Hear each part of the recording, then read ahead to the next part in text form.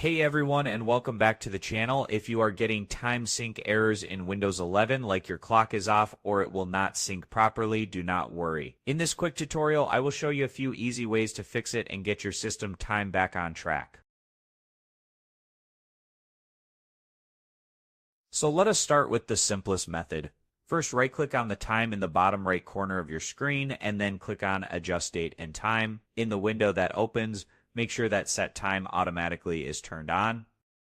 If it is already on, try toggling it off and then back on again. After that, scroll down and click the Sync Now button under Additional Settings. In many cases, that will fix the issue right away. But if that did not help, do not worry. We can try syncing manually by using the old control panel method instead.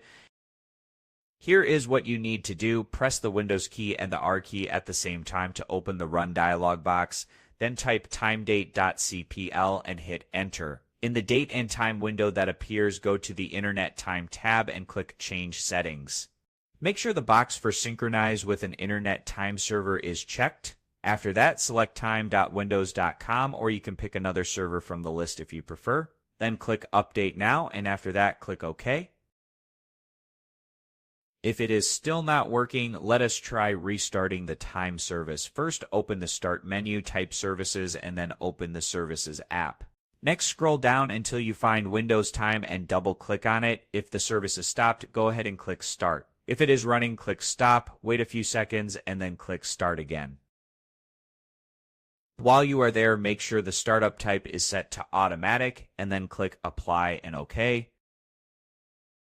Now, one last thing to check. You want to make sure your system's region and time zone are set correctly. To do that, go to Settings, then Time and Language, then Date and Time, and check that your time zone is accurate.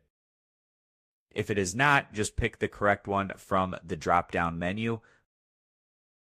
Also, if your time keeps resetting after shutdown, you should check if your PC's BIOS battery is failing. That could be a sign of a hardware issue. Alright, that is it. Go ahead and try these tips and let me know in the comments which one fixed it for you. If you found this video helpful, give it a thumbs up and subscribe for more quick tech tips. Thanks for watching, and I will see you in the next one.